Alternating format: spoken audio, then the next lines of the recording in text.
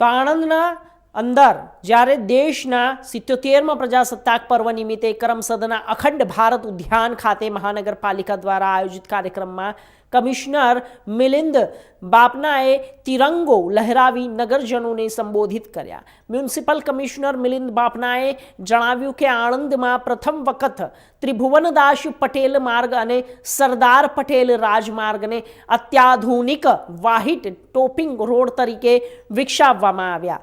આ ઉપરાંત મનપામાં સમાવિષ્ટ 4 ગ્રામ્ય વિસ્તારોમાં પીવાના પાણીની ટાંકીઓને વરસાદી પાણીના નિકાલની સુવિધાઓ પૂર્ણતાના આરે છે.